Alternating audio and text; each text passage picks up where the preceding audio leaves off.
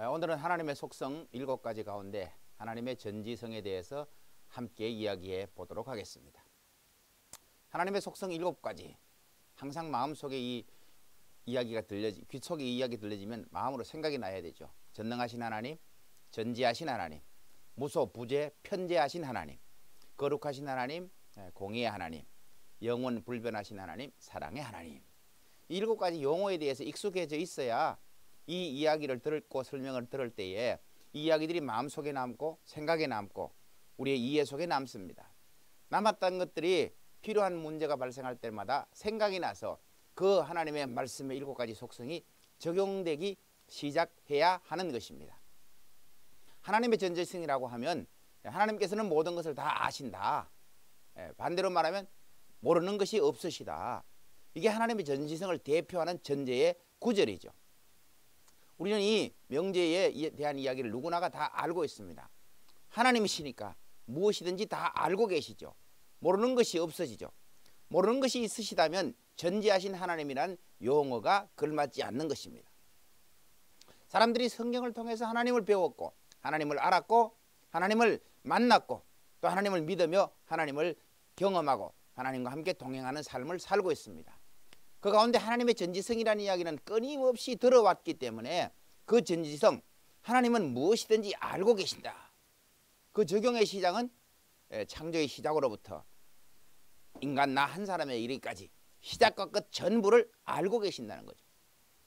인생의 전부를 아는 것을 떠나서 창조의 시작과 창조의 끝을 다 알고 계신다는 것이죠. 우리는 성경에 나타나는 많은 내용들을 보면서 하나님의 전지성에 대한 이야기를 이해해야 합니다. 그 가운데 제일 가장 큰 질문이 무엇이냐? 하나님이 세상을 창조하셨죠. 창조하신 하나님이 사람을 창조하시고 또 에덴 동산을 창조하시고 에덴 동산 가운데 선악을 알게 하는 나무, 선악과라는 그 나무의 창조에 대한 사건을 알고 있죠. 더 나아가 아담과 하와가 이 선악과를 먹음으로 세상 가운데 사람 가운데 죄가 들어왔고 그 죄로 말미암아 이 땅이 저주를 받았다. 그 내용이 성경에 기록되어 있는 것 자체를 우리는 알고 있습니다. 어렸을 때에 이런 질문을 많이 했죠. 하나님께서 아담과 하와가 선악과를 먹는 것을 알았을까 몰랐을까? 그 질문을 출발하죠. 호기심 많은 학생들이 목사님들에게 또 전도사님에게 그 이야기를 물어보죠. 목사님, 전도사님, 하나님께서 아담과 하와가 선악과를 먹는 것을 알았을까요? 몰랐을까요? 알았다고 하는 사실은 누구나가 알죠. 몰랐다고는 할 수 없는 사실이죠. 야, 알았지. 그럼 학생이 묻습니다. 그럼 왜 그 선악과 따먹는 아담과 하와를 하나님께서 그냥 두셨을까요? 이렇게 질문이 나가죠. 이 질문을 받게 되면 그때부터 이제 질문을 받은 사람은 좀 당황하기 시작합니다. 오늘 이 방송을 듣는 여러분들은 누군가에게서 그런 질문을 받았다면 어떻게 대답하시겠습니까? 한 번쯤 이런 질문들을 생각하지 않고는 그 문제에 해답에 접근할 수 없게 되어져 있습니다. 근데 우리는 다 안다는 전제를 가지고 있는데 그럼 왜 그것을 알고도 막지 않았느냐? 그냥 내버려 두었느냐? 물론 사람마다 대답이 달라지죠. 성경적인 관점에 따라서 대답이 달라질 수 있습니다. 항상 대답은 틀렸다가 아니고 다르다는 입장이 있을 수 있죠. 앞에서 설명한 예수님을 왜 믿습니까? 라는 레벨의 5가지 설명을 통해서 가장 기초적인 대답에서부터 가장 고차원적인 대답까지 5단계의 레벨이 있다고 설명을 드렸습니다. 대답은 다 맞습니다. 그러나 평점을 내라고 한다면 제가 거기서 표현을 그렇게 했죠. 유치원 100점, 초등학교 100점, 중학교 100점, 고등학교 100점, 대학교 100점이다. 이 내용의 이야기를 이해하기 위해서는 앞의 이야기를 들어봐야겠죠. 그러나 우리가 이 모든 성경을 이해하면서 다 맞는 이야기를 합니다. 그런데 다 맞다고 하는 그 이해의 깊이가 어느 정도냐가 매우 중요합니다. 하나님은 전지하십니다. 하나님은 모든 것을 다 아시고 모르시는 것이 전혀 없으신 분이 하나님입니다. 그래서 200년 전에 조직신학자들이 하나님에 대한 속성을 설명하고 정의하면서 전지하신 하나님을 성경을 통해서 말해주고 있는 것입니다. 우리는 그 이야기를 신학적으로 다 배웠고 설교를 통해서 성경의 이야기를 다 배웠습니다. 근데 전지하신 이 하나님을 어디까지 대입해야 그 전지하신 하나님에 대한 이해가 깊어지느냐 하는 것입니다. 그래서 이 이야기를 다룰 때에 선악과와 아담과 하와 천지창조에 관한 이야기가 성경 66권을 다루는 데서는 가장 적합하기 때문에 먼저 성경적 관점에서의 하나님의 전지성을 한번 다루어 보고 싶은 것입니다. 아담과 하와를 하나님께서 만드셨습니다. 에덴 동산도 하나님께서 만드셨습니다. 에덴 동산 중앙에 있는 선악을 알게 하는 나무도 하나님께서 만드셨습니다. 그 열매도 하나님께서 만드셨습니다. 그런데 만드신 후에 아담과 하와에게 주어진 규칙, 명령, 계명이 있죠. 아담아, 에덴 동산에 있는 모든 실과는 임의로 먹되 동산 중앙에 있는 선악을 알게 하는 나무의 열매는 먹지 말라. 먹으면 정령 죽으리라. 하나님의 계명이 선포됩니다. 하나님께서는 그 계명의 선포가 오늘날 우리에게 주신 66권의 성경의 시작입니다. 그때는 성경이 없었겠죠. 그래서 성경이 뭡니까? 하나님의 말씀의 선포의 시작이 곧 성경인 것입니다. 아담에게 주어진 성경은 하나님의 계명입니다. 하나님의 말씀의 선포입니다. 그 말씀의 선포 속에서는 하지 말라라고 하는 또 하라고 하는 두 가지 전제가 등장을 합니다. 에덴 동산에 있는 모든 열매는 임의로 먹되 할 수 있다고 얘기합니다. 그래서 동산 중앙에 있는 선악을 알게 하는 나무의 열매는 먹지 말라, 하지 말라고 합니다. 성경의 모든 이야기는 하라와 하지 말라로 시작하고 있습니다. 그래서 우리는 어떤 것들은 하나님의 말씀에 비추어 하지 말아야 할 것이 있고 어떤 것들은 하나님의 말씀에 비추어 반드시 해야 하는 일들이 있습니다. 물론 하라와 하지 말라의 중간에는 가치 중립도 등장합니다. 그 가치 중립을 가리켜 우리는 선택이라고 말하고 그 선택을 가리켜 자유의지라고 말합니다. 성경을 공부하다가 보면 용어의 연동이라는 이야기를 계속해서 제가 많이 사용을 하고 있는데 이 용어의 연동이라는 이야기가 우리에게 주어진 가치 중립이라는 이야기가 선택이고 선택이라는 이야기가 우리에게 자유의지입니다. 이 자유의지와 선택이 우리 속에서 순종할 것이냐 불순종할 것이냐를 결정하게 되어 있습니다. 우리의 마음은 우리의 생각은 항상 하나님의 말씀을 기초로 적용되어져 있다는 사실입니다. 원리가 저절로 생겨난 것은 아니죠. 하나님께서 우리에게 주신 원리의 시작이 항상 성경으로부터 출발하는데 그 원리의 시작을 찾지 못하다가 보면 이게 언제부터 이렇게 됐지? 라고 생각하는 것이죠. 그래서 하나님과 아담의 관계의 시작된 이 계명, 복음의 출발이 전지하신 하나님을 아담과 하와에게 나타내시고 아담과 하와에게 나타내신 것이 아니라 성경 66권 전체를 통하여 오늘날 우리에게까지 보여주고 계신다는 사실입니다. 이것이 보여져야 창세기부터 계시록까지 기록된 하나님의 말씀 속에서 하나님의 그 사건을 묘사하고 선포하고 또 그것에 응답하시는 하나님의 모습을 달리 해석할 수 있기 때문입니다. 이것이 이해되어지고 이것이 보여지지 않으면 하나님의 전지성, 하나님의 계획 속에는 벗어나 있는 내 주관적인 생각으로 성경을 해석합니다. 많은 사람들은 성경의 이해의 깊이를 알지 못하면 설교자, 강해자의 주관적인 해석을 들으면서 아멘, 아멘, 아멘 반응하고 있지만 실제로는 그 해석이 너무 주관적인 입장의 해석이라고 볼 수 있습니다. 제가 성경을 이해하고 제가 성경을 이렇게 강의하면서 느끼는 몇 가지가 있는데 그 중에 하나가 올바른 성경의 이해입니다. 여러 번 이런 얘기를 하고 있습니다만 세상을 망치는 지식이라는 이야기를 들으면 생각나는 게 있을 겁니다.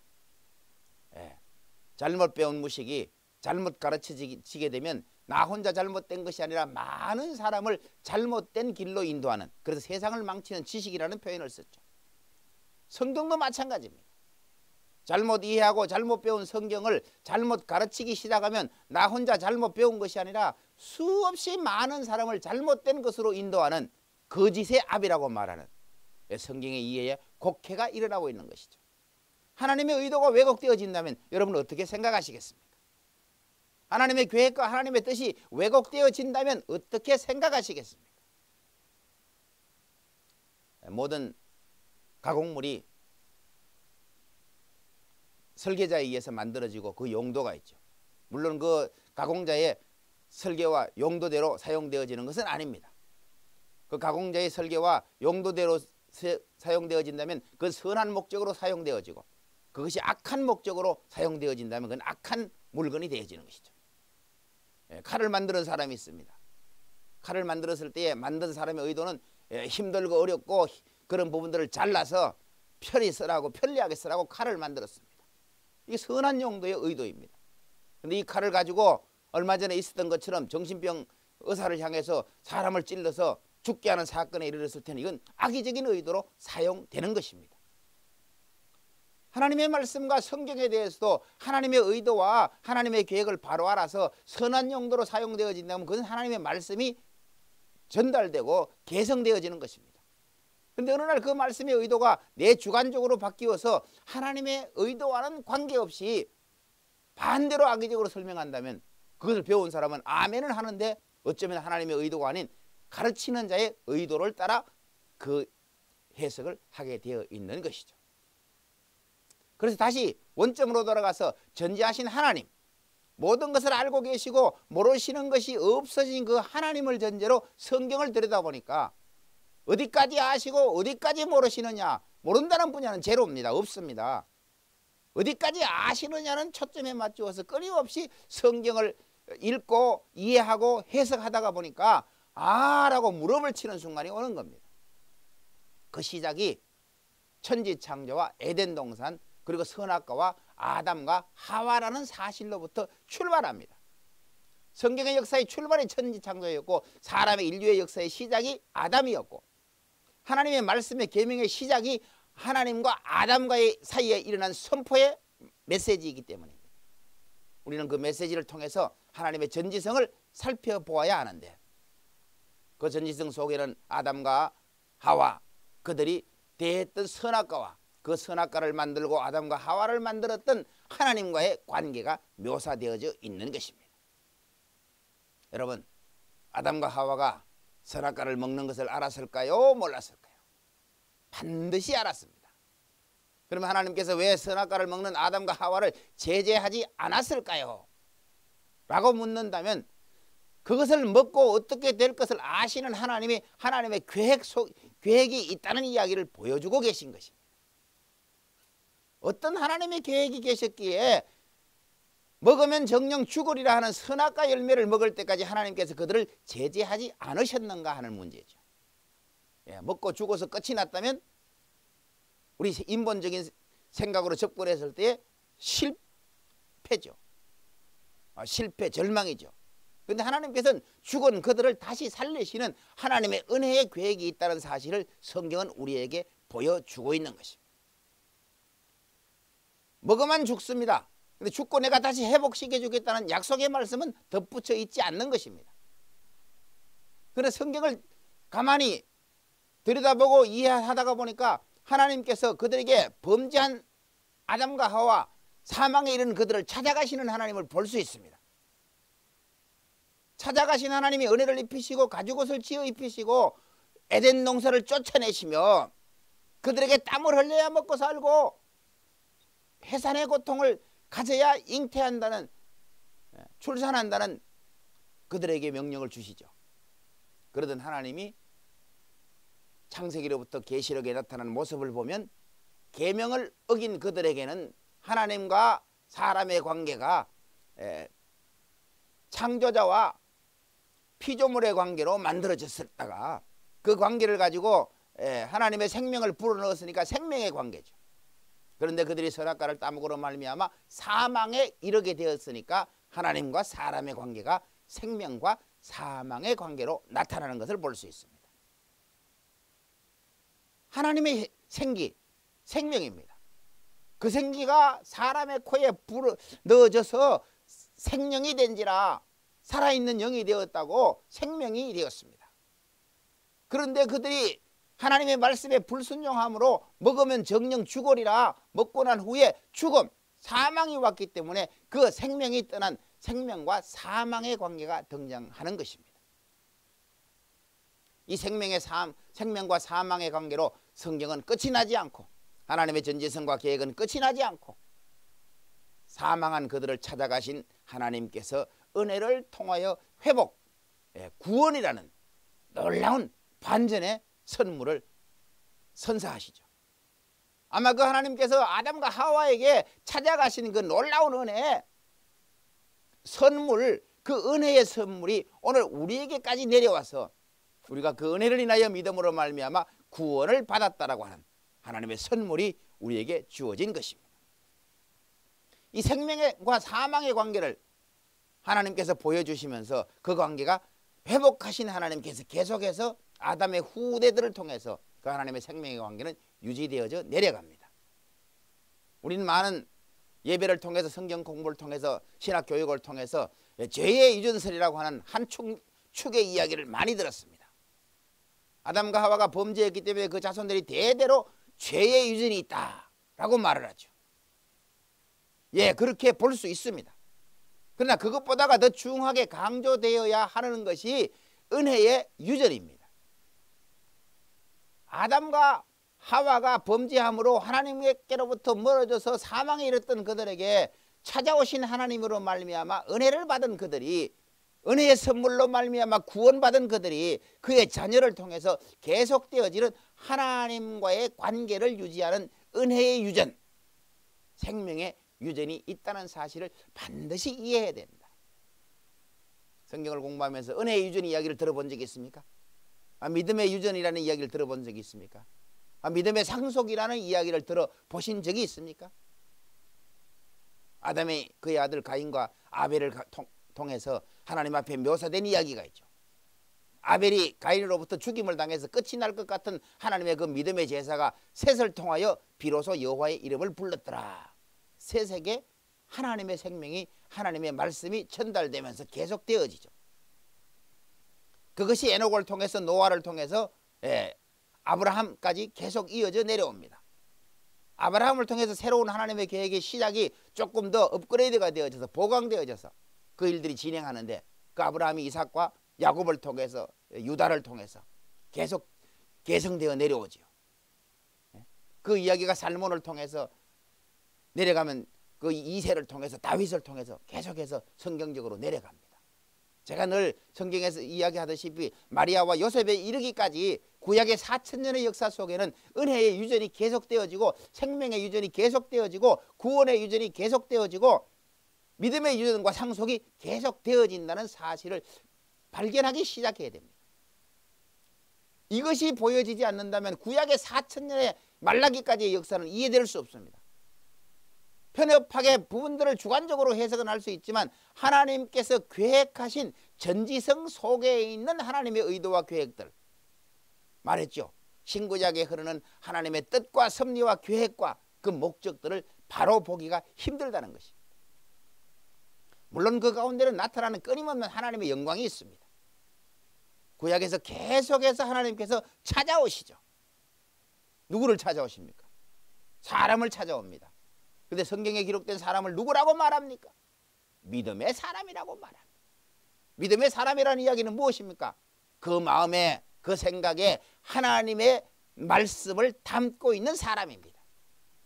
하나님을 기억하고 하나님을 주인으로 모시고 그 하나님의 말씀에 순종하려고 하는 사람들. 그렇다고 모든 걸 다 순종한 것은 아니죠. 당대도 그렇지만 지금도 그렇습니다. 모든 걸 다 순종하는 사람이 있습니까? 없습니다. 가치 중립적인 입장에서 순종과 불순종은 언제나 자기의 선택으로 이어집니다. 그런데 오늘날 우리 크리스찬들이 순종을 더 많이 택해서 하지만 그렇다고 모든 것을 순종하지는 않습니다. 수없는 많은 목회자들의 설계 속에서도 내가 완전하다고 표현하는 사람은 없습니다. 내가 허물이 없다고 말하는 사람은 없습니다. 내가 100% 순종했다고 말하는 사람은 없습니다. 신구약을 통틀어 동일한 이야기입니다. 그러나 하나님의 말씀이 생명이 되어 생명의 유전으로, 은혜의 유전으로, 구원의 유전으로, 믿음의 상속과 유전으로 내려간다는 사실은 반드시 기억해야 됩니다. 아담과 하와에 나타났던 하나님이 생명과 생명의 관계에서 생명의 사망의 관계로 변질되었다가 다시 생명과 은혜와 회복의 관계로 회복된 사실을 볼 수 있습니다. 성경이 끝나지 않죠. 창세기 12장에서 아브라함을 부를 때까지 아브라함 윗대에 있는 조상들이 하나님과의 동행했던 사실들을 성경은 여러 장면을 기록해 놓고 있습니다. 우리가 아브라함에 대한 사건을 잘 알죠. 아브라함을 부르시던 하나님이 어떻게 부르시고 계십니까? 아브라함아, 너는 내 본토 친척 아비 집을 떠나 내가 너에게 지시할 땅으로 가라. 이 아브라함이 그 말씀을 쫓아갔고 마침내 가나안에 이르렀더라. 그렇게 성경의 기록이 시작하죠. 그 아브라함을 거기서부터 출발해서 우리가 뭐라고 부릅니까? 어떻게 묘사합니까? 아브라함을 믿음의 조상이라고 묘사하고 있습니다. 그런데 하나님과 아브라함의 관계는 나는 너의 주인이 되리니 너는 나의 종이라. 계속해서 아브라함과 하나님의 관계는 주인과 종의 관계를 묘사하고 있습니다. 생명과 생명의 관계가 생명과 사망의 관계로 발전했다가 생명과 은혜의 관계로 발전해서 아담으로부터 아브라함까지 이르러서는 아브라함을 찾아오신 하나님께서 이제부터 나는 너의 주인이 되리라. 너는 나의 종이 되리라. 그래서 종의 관계를 형성합니다. 예. 하나님께서 계획하신 사람과 하나님의 관계가 하나님은 주인이시고 사람은 종이라고 묘사를 시작합니다. 그 아브라함부터 시작해서 예수님이 오시기 전까지의 모든 사람들, 믿음의 사람들을 가리켜 그렇게 종이라고 표현을 많이 하죠. 그 주인과 종의 관계를 지속하시던 계속 하나님이 그 아브라함의 후예들을 애굽으로 내려보내시면서 430년 동안을 지나게 하셨다가 큰 민족 이스라엘을 만들어서 출애굽을 해서 나올 때에 그들이 가나안에 들어와서 정착하면서 하나님께 무엇을 요구합니까? 사무엘 선지자를 향하여 우리에게도 왕을 주소서. 사무엘이 하나님께 나아가 구하니 하나님께서 응답하시는지라 이스라엘에 왕을 허락하셨다고 말씀합니다. 여러분, 사무엘에게 하나님이 허락하는 이스라엘의 왕이 사울과 다윗과 솔로몬으로 시작되는 이스라엘의 왕으로 국한된다고 보십니까? 그렇게 보시면 성경의 문맥을 잘못 이해하고 계신 것입니다. 너희가 세상에서 애굽에 내려가서 애굽의 왕들을 보았으니까 자체적인 왕을 필요로 하는데 그때부터 믿음의 백성, 믿음의 나라들을 향하여 하나님께서 나는 너의 왕이 되고 너희는 내 백성이 되리라고 하는 하나님이 이스라엘의 왕으로 등장하시고 이스라엘 백성은 하나님 나라의 백성으로 묘사되기 시작한다는 것입니다. 세상적인 왕과 백성의 관계를 떠나서 하나님이 이스라엘의 왕이 되시고 친히 이스라엘 그 민족은 하나님의 나라의 백성이 되었다. 그렇게 성경은 묘사하고 있습니다. 이 왕과 백성의 관계를 이해해야 됩니다. 구약이 그렇게 출발해서 하나님의 믿음의 사람들을 가리켜 내 백성아, 내 민족아 그렇게 계속해서 묘사를 하고 계시는 것입니다. 거기서 끝나지 않죠. 예수 그리스도가 이 땅에 오셨습니다. 이 땅에 오신 예수 그리스도가 누구든지 나를 영접하면 하나님의 자녀가 되는 권세를 주셨다. 하나님의 아들이 되는 권세를 주셨다. 그래서 예수님이 오시고 난 이후부터는 예수 그리스도를 영접하면 하나님을 아버지라 부르는 아버지와 아들의 관계를 시작하시는 장면이 신약에서부터 출발하죠. 이 의미를 알고 계실 겁니다. 믿음의 사람이라면 누구나 하나님을 아버지라 아버지라 부를 수 있는 하나님의 자녀가 되었다는 사실에 대해서는 두말할 설명이 필요가 없죠. 그런데 아버지와 아들의 관계에서 우리의 모든 것을 끝내셨습니까? 성경은 그렇게 끝내고 있지 않습니다.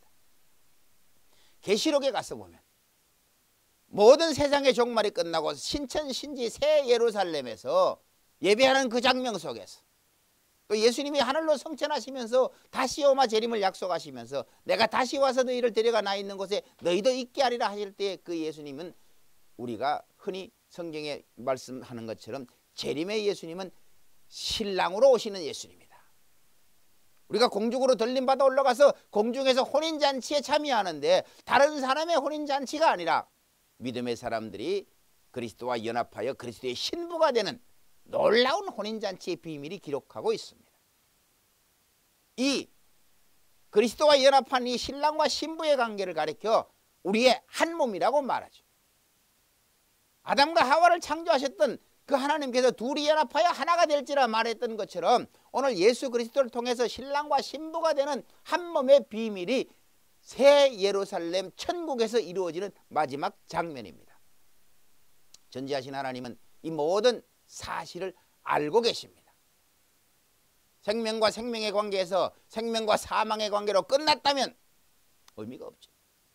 생명과 사망에서 끝났던 그 하나님 것을 회복시키시면서 생명과 은혜의 관계로, 생명과 회복의 구원의 관계로 하신 그 하나님, 아브라함을 통해서는 주인과 종의 관계로 시작하셨고 이스라엘의 왕을 주시면서 이스라엘 백성과 왕과 백성의 관계를 만드셨고 예수 그리스도를 이 땅에 보내시면서 아버지와 아들의 관계를 구축하셨고 다시 오시는 재림하시는 예수님이 신랑과 신부의 관계로 우리와 하나님의 관계를 마무리해 간다는 사실을 보기 시작하셔야 성경에 나타난 전지하신 하나님의 계획이라는 사실이 이해되어지기 시작할 것입니다.